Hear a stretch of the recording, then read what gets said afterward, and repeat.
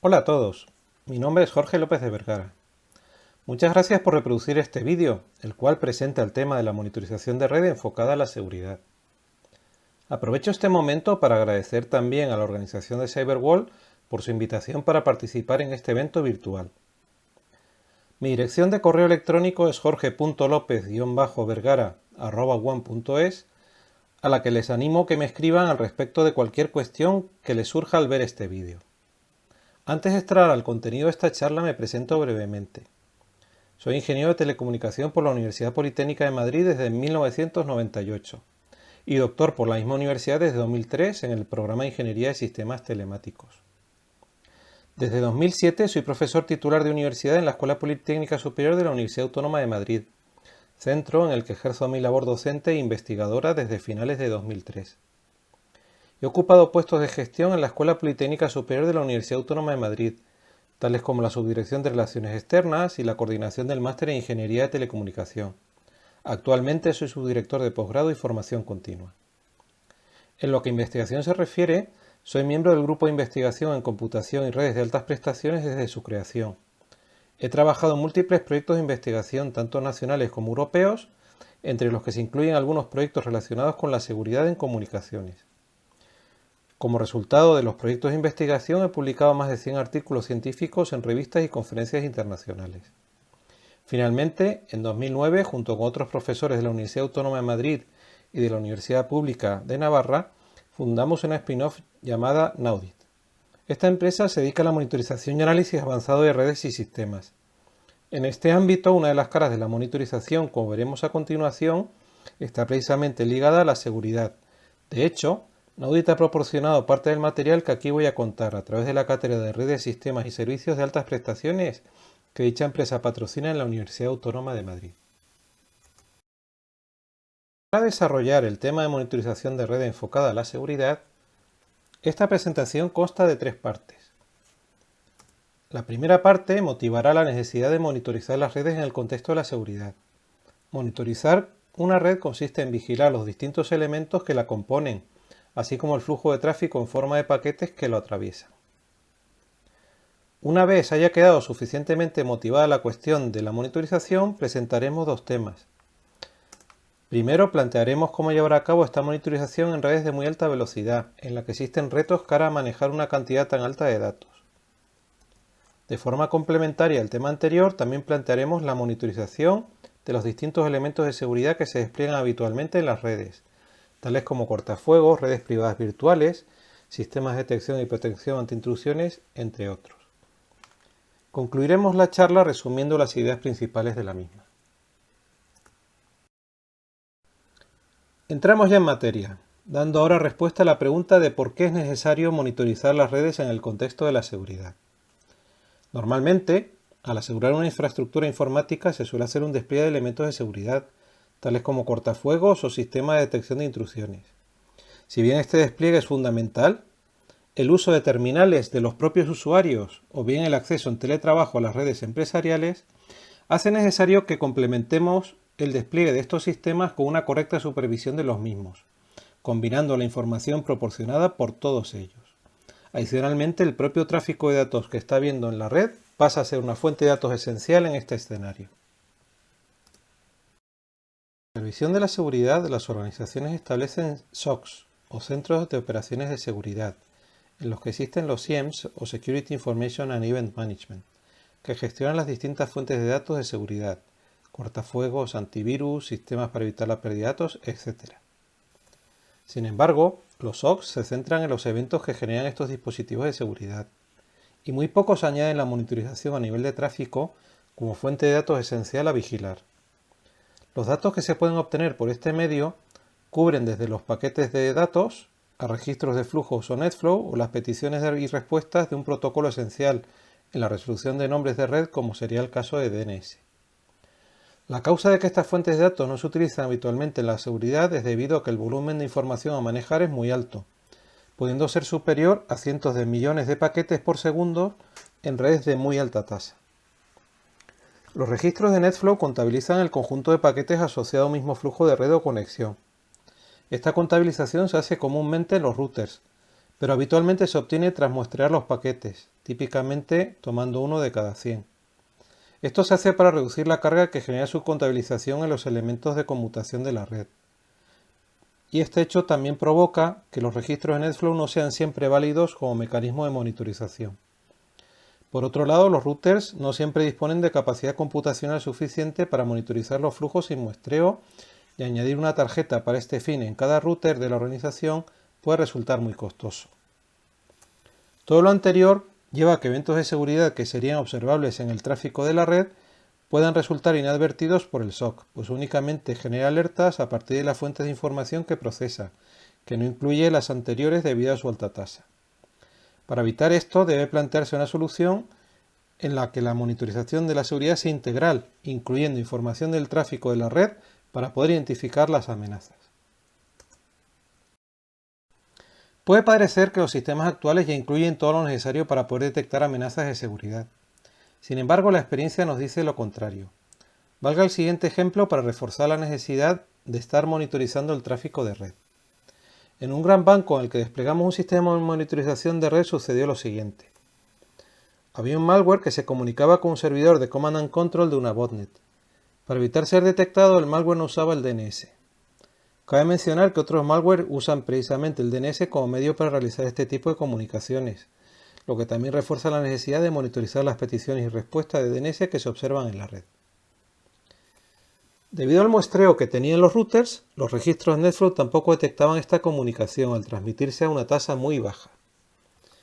La única forma que existía para poder detectar este tipo de malware era mediante la monitorización detallada del tráfico de la red, de forma que se pudiera identificar la amenaza, así como los equipos infectados que la estaban generando. Es importante mencionar que este banco dedica un presupuesto anual bastante alto a mantener un SOC, pero este no fue capaz de detectar la amenaza al no incluir en sus fuentes de datos al tráfico de red. Fue gracias al sistema de monitorización que habíamos desplegado en su infraestructura lo que permitió detectar y posteriormente corregir este problema. La solución vino por estar inspeccionando paquete a paquete todo el tráfico que atravesaba su red interna. Lo anterior puede resultar anecdótico, pero la empresa Intel ha publicado el white paper que incluyo en esta diapositiva, en el que también inciden en la necesidad de tener una visibilidad completa de la red para poder asegurar correctamente la infraestructura. En el documento, los autores plantean que es esencial realizar una monitorización en la que no se pierden paquetes para asegurar que la defensa realiza las tareas correctamente justo cuando más son necesarias. Para hacer esta monitorización, los autores reconocen que las soluciones comerciales son muy caras y que las de libre distribución no son capaces de funcionar a tasas muy altas. Para resolver este reto, los autores plantean la opción de utilizar hardware programable basado en FPGAs, integrado en sus tarjetas de red de forma que se pueda realizar este proceso a tasa de línea paquete a paquete. No hay que olvidar que hace unos años Intel compró Altera, uno de los principales fabricantes mundiales de FPGAs. Con todo, nuestro planteamiento es combinar la información que proporcionan los elementos de seguridad desplegados en la red, cortafuegos, VPNs y DSs, con el tráfico de red que pasa por los equipos de conmutación, así como otro tipo de información generada por balanceadores y servidores e integrar toda esta información en sistemas de monitorización de tráfico. Conviene hacer notar que cada uno de los elementos anteriormente referidos son de fabricantes distintos. Incluso es habitual que haya varios cortafuegos de distinta marca en una misma red, para tratar de evitar que un agujero de seguridad afecte a la red en su conjunto. Por tanto, es necesario integrar las distintas fuentes de datos existentes junto con el tráfico de red para poder alcanzar una monitorización integral de la seguridad. Lo que voy a solventar para monitorizar el tráfico de red a efectos de seguridad es estudiar cómo poder hacerlo cuando la velocidad de la red es muy alta. Como hayamos comentado al referirnos al documento técnico de Intel, las herramientas de código abierto no funcionan bien cuando las tasas a procesar son muy altas. En concreto, el documento indica que estas no son capaces de procesar tráfico superior al gigabit por segundo. En el grupo de investigación llevamos más de 15 años trabajando en la monitorización de redes de alta tasa, con lo que justo creemos disponer de soluciones para resolver este problema. Una pregunta que surge al tratar esta cuestión es ¿qué es alta tasa? ¿Qué velocidad de transmisión de datos podemos considerar alta en estos momentos para un enlace de comunicaciones? Pues bien, cuando nosotros comenzamos hace años a trabajar en este tema, la meta a alcanzar era monitorizar redes de 10 gigabits por segundo. Hoy en día esta velocidad está completamente resuelta usando hardware estándar de propósito general. De hecho, esta velocidad comienza a ser común en los centros de datos, por lo que se ha pasado a ser necesario trabajar con tasas agregadas mayores, tales como 40, 100 o incluso 400 gigabits por segundo, que es la velocidad máxima estandarizada en Ethernet a la espera de futuros enlaces a terabit por segundo. En nuestro caso, vamos a enfocar esta parte de la charla hacia enlaces de 100 gigabits por segundo, al ser una tecnología que comienza a ser común en los conmutadores de alta gama y está más asentada que la de 400 gigabits por segundo. No obstante, los 400 gigabits por segundo son una tasa para la que ya estamos buscando soluciones. Que puedan comprender lo complejo que resulta monitorizar una red a 100 gigabits por segundo, valgan 3 ejemplos para ilustrarlo. Un disco de 1 terabyte que hoy en día comienza a ser común en los ordenadores portátiles se llenaría en poco más de 1 minuto si se guardase en él el tráfico que se produce a esta velocidad. La imagen de un DVD estándar se transmitiría en menos de medio segundo en una red a 100 gigabits por segundo. Por último, si queremos procesar de forma independiente cada paquete en una red a 100 gigabits por segundo, debemos hacerlo en menos de 7 nanosegundos si el paquete es de tamaño mínimo. De hecho, en un segundo a 100 gigabits por segundo se puede transmitir hasta casi 150 millones de paquetes por segundo, si todos ellos fueran de tamaño mínimo. Monitorizar esta tasa de tráfico se trata de un reto muy complicado de alcanzar desde un punto de vista técnico. Podría pensarse a partir de los números anteriores que es muy raro tener que trabajar a esta velocidad. Sin embargo, es una cifra bastante realista, pues los VRAS, que son los routers que agregan el tráfico a los usuarios de banda ancha en las redes de los operadores, trabajan con enlaces que alcanzan fácilmente esta tasa. De hecho, los proveedores de Internet están en la actualidad ofertando servicios de acceso residencial por fibra óptica que alcanzan el gigabit por segundo simétrico. Según lo anterior, con 100 usuarios simultáneos se podría alcanzar en pico esta tasa, lo cual explica que los VRASes necesiten varios enlaces de esta velocidad para poder gestionar el tráfico de sus usuarios y transmitirlo hacia los proveedores de tránsito. Es importante mencionar que estos routers son hardware altamente especializado, con ASICs específicos para encaminar paquetes a estas tasas, y una matriz de conmutación con capacidad de varios terabits por segundo. Se hace, por tanto, necesario contar con las ondas para la monitorización del tráfico de red. Estas ondas deben ser capaces de procesar cada paquete y, llegado el caso, almacenar la información relevante de los mismos. Recordemos que estamos hablando de que en un caso peor estaríamos trabajando con 150 millones de paquetes por segundo. Tendríamos que poder guardar el equivalente a 3 DVDs por segundo para poder trabajar a esta tasa. ¿Es entonces posible capturar y almacenar el tráfico que se produce en este tipo de enlaces sin perder ningún paquete? Para poder responder a esta pregunta, debemos poner en perspectiva las velocidades de grabación en los actuales dispositivos de almacenamiento. Un disco mecánico con interfaz SATA puede alcanzar velocidades sostenidas de escrituras de 1 gigabit por segundo. Aunque la interfaz SATA 3 alcanza los 6 gigabits por segundo, en este caso la limitación viene dada por poder escribir en el equipo mecánico de manera sostenida a lo largo del tiempo. La red no va a esperar a que el tráfico se almacene para seguir transmitiendo. Si pasamos a discos de estado sólido con interfaz SAS, podemos subir a velocidades sostenidas de hasta 4 gigabits por segundo. Nuevamente la interfaz SAS no es la limitante, pues podría alcanzar los 12 gigabits por segundo. La limitación estaría en la tecnología de la unidad de almacenamiento. Una tercera posibilidad sería utilizar interfaces NVMe que conectan directamente al bus PCI Express del equipo que actúa como sonda. En este caso se utilizan 4 líneas PCI con una velocidad máxima teórica de 32 gigabits por segundo. Los discos actuales que trabajan con esta tecnología, sin embargo, solo pueden hacer escrituras secuenciales de manera sostenida con una velocidad de hasta 25 gigabits por segundo. Es de esperar que la mejora tecnológica de los discos de estado sólido permita ir acercando la velocidad de escritura al máximo teórico en los próximos años. En cualquiera de los casos, no sería ni siquiera posible guardar el tráfico de una red de 40 gigabits por segundo usando un único disco. Por ello, será necesario disponer de varios en paralelo que permitan trabajar a esta tasa. A continuación, planteamos las tecnologías con las que se está desarrollando sistemas de monitorización para poder trabajar a estas velocidades con hardware estándar. Con hardware estándar nos referimos a un ordenador con procesadores multicore de Intel o AMD, memoria, disco, tarjetas de red, lo que vendría a ser un servidor, solo que en vez de entregar páginas web, en nuestro caso lo utilizaremos para capturar, procesar y almacenar tráfico de red. Para monitorizar el tráfico necesitamos tarjetas de red que lo capturen. A 100 gigabits por segundo las tarjetas que hay en el mercado son fundamentalmente de Mellanox. Recientemente Intel, tras varios años a la espera de que cubran este segmento, se ha sumado a los fabricantes que proporcionan este tipo de interfaces.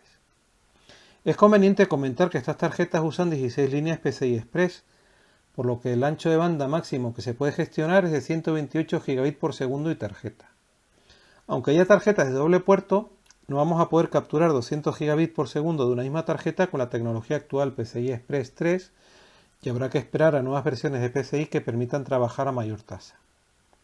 Lo mismo ocurre para casos de mayor velocidad como los 400 gigabits por segundo anteriormente mencionados. El kernel del sistema operativo que corre en la sonda suele ser un cuello de botella habitual a la hora de procesar el tráfico capturado. Por ello, se suelen buscar fórmulas para que los procesos puedan saltárselo. Soluciones previas lo hacían desarrollando drivers específicos con este fin y para un chipset concreto. Y últimamente, con la biblioteca de PDK, que tiene la ventaja de ser independiente del hardware que se ponga por debajo. Es decir, una misma solución basada en DPDK podría usar indistintamente hardware de Mellanox o de Intel. Una vez se ha capturado el tráfico, es necesario copiarlo a la memoria principal de la sonda.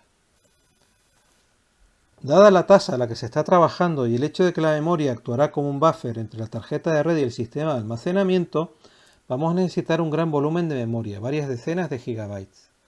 Hay que tener en cuenta que las memorias no solo deben ser rápidas, actualmente las hay que trabajan a 3 GHz, sino con un tiempo de acceso muy pequeño. Una mejora tecnológica reciente ha sido aumentar el número de líneas de memoria por procesador. Al pasar de 4 a 6 hemos podido ver mejoras apreciables de rendimiento proporcionales al aumento de líneas de memoria. Por otro lado, desde un punto de vista del sistema operativo, interesa manejar bloques de memoria grandes, ya prereservados que permita volcar grandes bloques, por ejemplo de 2 GB a disco. Para ello se emplean las Hupages. Finalmente, para facilitar que muchos procesos accedan a los datos, se puede hacer uso de mmap minimizando el número de veces que se copia memoria cada paquete capturado. La copia de memoria es costosa y conviene evitarla. Con la captura de tráfico de red ya en memoria, queda el paso de almacenamiento. Como comentábamos en la diapositiva anterior, sería necesario disponer de varios discos en paralelo, lo que se conoce habitualmente como RAID 0, para poder alcanzar la tasa de escritura deseada. De acuerdo a las velocidades comentadas, sería necesario tener varios discos de estado sólido NVMe para poder almacenar el tráfico a tasa de línea. A estas velocidades nos volvemos a encontrar con el kernel como posible cuello de botella. De manera similar a DPDK, existe otra biblioteca llamada SPDK que también permite saltarse el kernel y ganar en eficiencia. Otra cuestión que es importante fijar es que las escrituras se realicen en bloques que sean múltiplos de tamaño de los sectores para mejorar la velocidad de escritura. Con todo, un servidor que cubra todas estas características también conviene comentar entre 20 y una solución basada en hardware estándar de terabytes de almacenamiento, aprovechar las colas RSS que tienen disponibles las tarjetas de red, de forma que se pueda distribuir el trabajo de copiar el tráfico entre varios núcleos del procesador. De esta manera se puede mejorar la velocidad requerida para esta operación.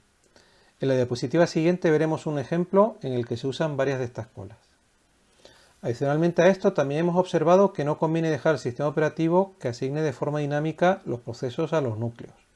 Por el contrario, conviene aislar aquellos procesadores que vayamos a dedicar a esta tarea y definir manualmente la afinidad del proceso de captura a los procesadores que hayamos reservado en el arranque del sistema de captura. También hay que tener en cuenta que los sistemas multiprocesadores actuales tienen una arquitectura NUMA, en la que si estamos usando dos procesadores de varios cores, cada procesador accede directamente a un conjunto de líneas PCI e indirectamente a través del otro procesador al otro conjunto. Por ello, debemos asegurar que el procesador que gestione la captura sea aquel que tenga acceso directo a la tarjeta de red y el que graba el que tenga el acceso directo a los discos de estado sólido. De forma añadida, también se puede definir la afinidad de interrupciones al procesador correspondiente, para evitar que el kernel asigne la interrupción al procesador más alejado de la tarjeta de red. Partiendo de las tecnologías anteriores, hemos desarrollado un sistema que es capaz de monitorizar el tráfico a 100 Gb por segundo por software y con hardware estándar, haciendo uso de varias colas e hilos que copian los paquetes de las interfaces de red de la memoria del sistema. La figura muestra un cuadro de mando que monitoriza el sistema de captura de tráfico a 100 Gb por segundo. Nótese el segundo contador de arriba a la izquierda que muestra que está capturando el tráfico a 97 Gb por segundo, con una tasa de paquetes de 15 millones y medio por segundo en el primer contador de la izquierda. En este caso el tamaño medio de los paquetes era de 784 bytes, que está dentro de los estándares habituales de tráfico en Internet. En otras pruebas hemos alcanzado los 30 millones de paquetes por segundo duplicando el número de colas, pasando de 3 a 6. Pero a partir de ahí, debido a los distintos cuellos de botella que existen, ya se empiezan a observar pérdidas de paquetes que, como ya hemos indicado, no son deseables para aplicaciones de seguridad. Esto nos lleva a plantearnos una solución que emplee hardware específico. El hardware específico podría llegar a ser un ASIC, como en el caso de los conmutadores y routers, pero en nuestro caso nos hemos basado en el uso de una tarjeta de red con una FPGA que se pueda programar. A diferencia del caso de Intel, nuestro desarrollo se ha basado en una plataforma de Xilinx, si bien sería extrapolable a una plataforma de FPGA similar. En este caso se trata de una tarjeta con interfaz PCI Express por 16 y dos interfaces QSP28 de 100 Gb por segundo cada una. Nótese que la limitación de 128 Gb por segundo hacia el host al que se conecta la tarjeta sigue existiendo en este caso. El coste en el mercado de esta tarjeta es de alrededor de 5.000 euros y habría que conectarlo a un servidor. En este caso el coste combinado del hardware puede ser menor al de la solución de solo software, pero el coste de desarrollo va a ser mucho más alto en este caso, al tener que implementar el microcódigo que se ejecuta en la FPGA. Hoy en día existen compiladores que permiten usar lenguajes de alto nivel para este desarrollo, pero es necesario conocer muy bien la arquitectura subyacente para que el código compilado sea capaz de funcionar a la velocidad deseada. De forma general, este desarrollo está basado en tres pilares. Las memorias rápidas de que disponen las FPGAs, de manera que se puede actualizar registros por cada paquete que se recibe.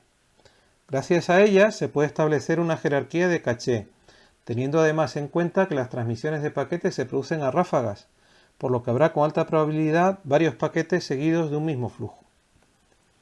El uso de pipelines que permiten procesar a alta tasa de línea incluso para el caso peor de casi 150 millones de paquetes por segundo.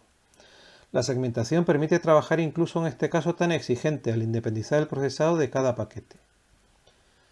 Como en este caso no hay muestreo de paquetes al procesar a tasa de línea, la monitorización puede basarse en registros de flujos en vez de tener que almacenar los paquetes completos.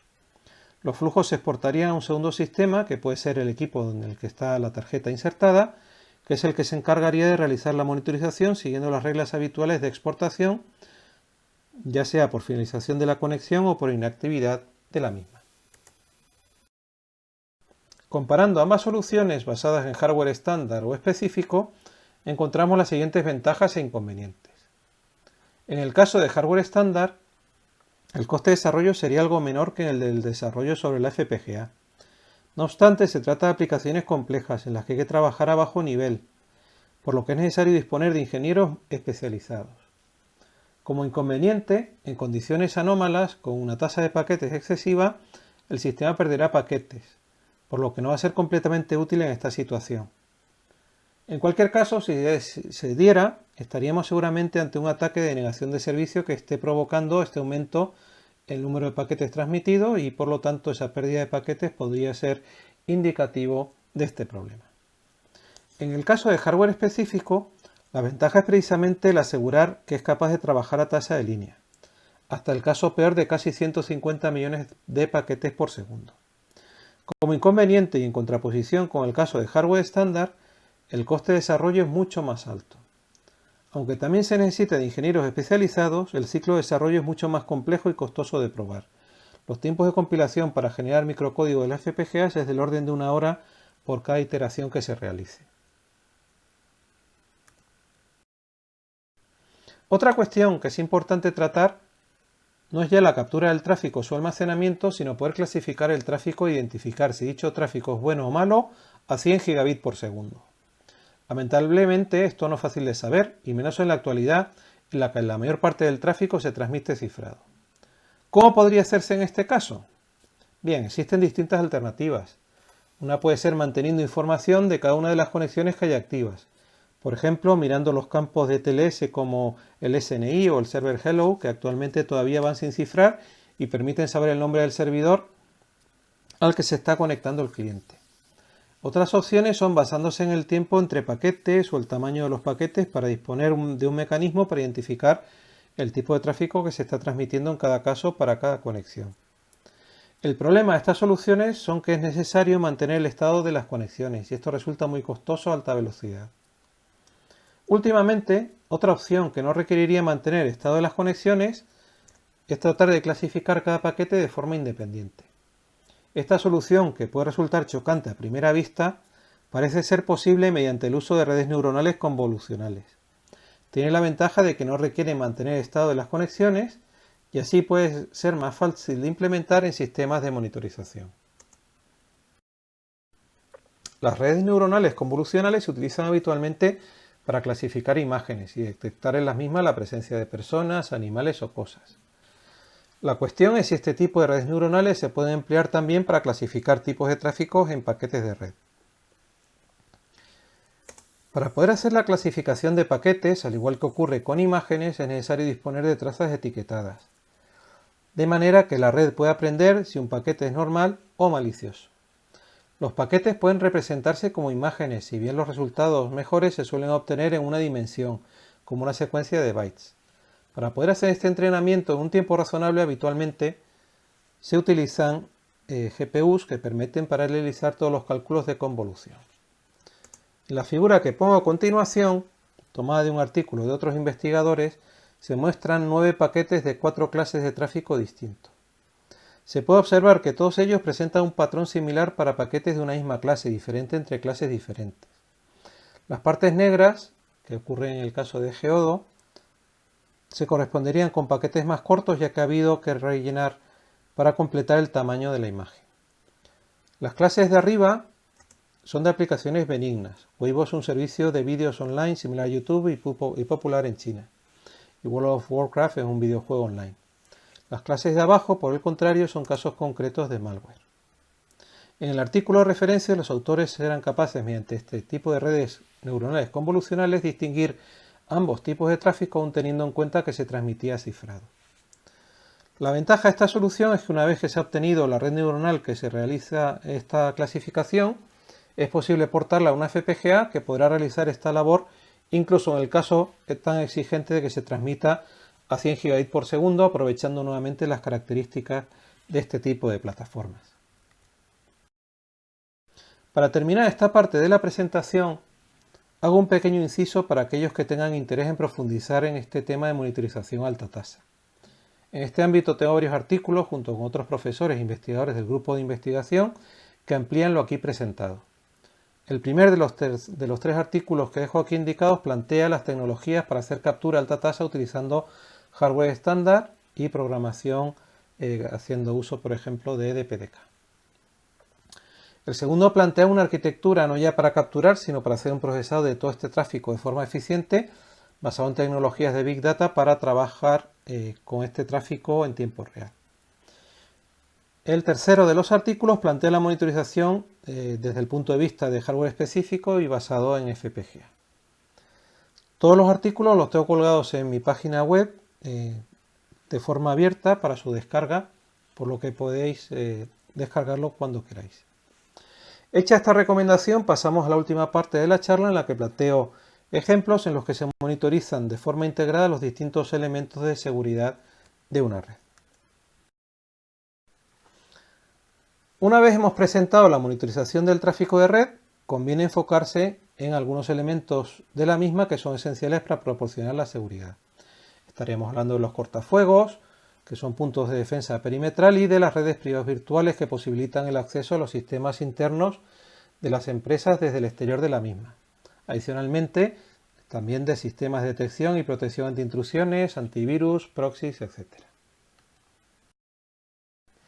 Una pregunta que debemos hacernos, ya que vamos a tener que realizar este trabajo de integración de información, es si esto es útil para algo. ¿Por qué deberíamos monitorizar los cortafuegos y otros sistemas de seguridad? Bien, la primera respuesta es que estos sistemas son puntos críticos de acceso a la infraestructura de las organizaciones. Por ello, si son críticos para el negocio, deben estar bien controlados y vigilados. Adicionalmente, estos sistemas nos proporcionan información muy útil acerca de la actividad que está ocurriendo en la organización, pudiendo identificar actividad que sea anormal, así como la evolución en el tiempo de ataques e infecciones de equipos. Finalmente, pero no por ello menos importante, contar con esta información nos permite tomar mejores decisiones respecto de las políticas de seguridad de la organización, así como su evolución y seguimiento. Por ejemplo, nos permitiría identificar si se pueden quitar reglas del cortafuegos si éstas no se llegan a usar a lo largo de varios meses, al poderse tratar de reglas antiguas que se fijaron en su momento, pero que ya no son de utilidad al haberse apagado los equipos que las necesitaban. Recordemos que cada regla que tenemos en el cortafuegos tiene un coste de tiempo, que se traduce en retardo de los paquetes y pérdida de throughput en el enlace. Una vez está claro que monitorizar nuestro sistema de seguridad es algo importante, tenemos que pensar cómo conseguir disponer de una visión integral de la seguridad en la red de nuestra organización. Normalmente, unido a la heterogeneidad de sistemas de seguridad, cada uno de ellos es de un fabricante distinto, por lo que suele ser complicado manejar esta información de manera integrada. En una organización medianamente compleja vamos a encontrar cortafuegos en distintos segmentos de red, muchas veces de distintos fabricantes, con un mecanismo de seguridad adicional ante un posible ataque a un cortafuegos concreto. Adicionalmente estarán los sistemas de detección y protección ante intrusiones, redes privadas virtuales, antivirus, etc. De forma añadida a lo anterior, y tal como planteamos en la parte inicial de la charla, debemos correlar la información que nos proporcionan estos sistemas con lo que estemos viendo en el tráfico de la red. Por último, suele ser útil combinar la información que obtenemos de forma interna con otra información que podamos obtener de otras fuentes, por ejemplo, información relativa al dominio o a una dirección IP, información de geolocalización y también información de abuso de dichas direcciones o nombres de dominio. La información que habitualmente se puede obtener de los cortafuegos es múltiple. Por un lado, la que va a poderse correlar más fácilmente con el tráfico de la red, tal como los datos de las conexiones, las direcciones IP, puertos TCP o UDP, códigos ICMP, duración de las conexiones, si el tráfico era de web, de voz, etc. Y por otro lado, pues también información de los usuarios asociados a estas conexiones. Adicionalmente, en un cortafuegos podemos ver las reglas aceptadas y rechazadas en cada caso. Esto puede permitirnos identificar aquellas que aceptan más a menudo para tratar de priorizarlas y reducir así la carga del cortafuegos y mejorar su rendimiento. Finalmente, se puede cruzar las direcciones IP externas a las que se accede con bases de datos como de geolocalización o de listas negras para ver dónde se están produciendo las conexiones salientes y entrantes y su grado de peligrosidad. Con todo lo anterior, voy a presentar distintos ejemplos de cuadros de mando facilitados por Naudit, en los que se ve cómo explotar la información que se genera en los registros de distintos tipos de cortafuegos e IDS. La información que se presenta se obtiene mediante un proceso de análisis de los distintos registros y formatos, tratando de dar una visión que sea similar en todos los casos, para proporcionar una mejor usabilidad a los operadores del SOC. Se muestran únicamente algunas píldoras para ilustrar los conceptos de integración de fuentes de información planteados previamente. En esta primera captura de pantalla podemos ver información de un cortafuegos de una organización que está en configuración redundante. De hecho aparece el Firewall 1 y el Firewall 2, aparecen dos cortafuegos. En la esquina superior izquierda podemos ver el histórico de alarmas a lo largo del tiempo, generado a partir de la suma del tipo de eventos que se han registrado en el cortafuegos. A su lado, en la parte superior central y derecha, cuándo ha sido la última vez que se ha producido algún evento relevante. Esto permite de un vistazo ver cuál es el estado actual del cortafuegos.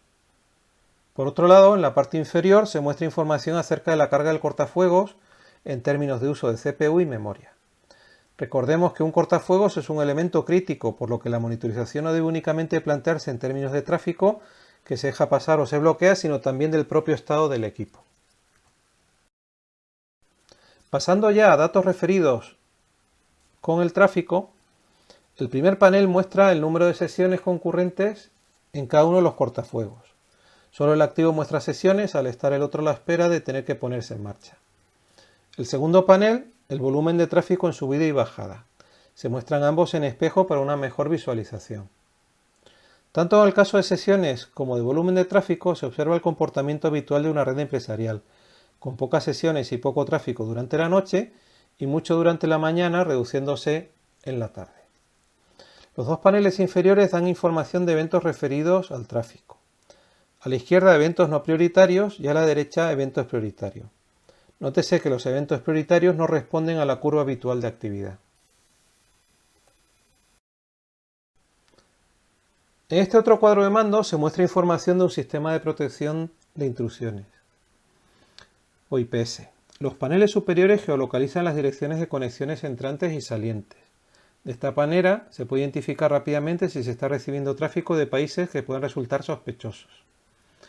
Los paneles siguientes muestran la evolución temporal para el top 10 de países de origen y destino del tráfico. Así, se puede ver si de repente se observa un aumento del tráfico de un país que puede considerarse sospechoso. En este caso resulta interesante ver cómo el tráfico de la izquierda tiene una evolución similar al tráfico habitual, visto en la diapositiva anterior, mientras que el de la derecha es más o menos uniforme a lo largo del tiempo y por tanto independiente de la propia actividad humana. Este tipo de patrón puede ser útil para distinguir tráfico legítimo e ilegítimo. Por último, en la parte inferior se dispone de información de dónde se está generando el conjunto del tráfico con respecto a la red interna de la organización. También relacionado con un IPS, en este cuadro de mando se presenta la evolución temporal de eventos comunes en la parte superior y eventos anómalos ordenados por prioridad, así como una descripción de cada caso y el número de veces que se está identificando esta amenaza. ¿Vale? Podemos ver en el caso superior, cogemos un ataque referido a SIP, de voz sobre IP, ataques de procedimientos remotos, otro tipo de ataques, y en el caso inferior, pues ataques específicos de PHP, de pasarelas web, de HTTP o de DNS. Por último, en este cuadro de mando se muestran las incidencias de malware en la red de la organización. En la parte superior se observa la evolución temporal de los dominios maliciosos más accedidos a lo largo de varios días. El primer día es un festivo, por eso hay menor actividad, y los otros 4 siguientes días laborables. En la parte izquierda abajo, las direcciones y dominios maliciosos y el número de ocurrencias, así como el equipo concreto que lo ha detectado. Y en la parte derecha, la geolocalización de los mismos. Adicionalmente, si uno pincha en los enlaces de las direcciones IP o de los dominios, podrá acceder a una base de datos de abuso, de forma que tengamos información relevante acerca de esa dirección o de ese dominio. Con esto hemos completado los objetivos que nos habíamos planteado para esta charla y pasamos a las conclusiones. La primera conclusión con la que nos debemos quedar es la importancia de monitorizar las redes en el contexto de seguridad y no verlo como algo únicamente relacionado con prestaciones, sino realmente útil para asegurar la seguridad de las infraestructuras.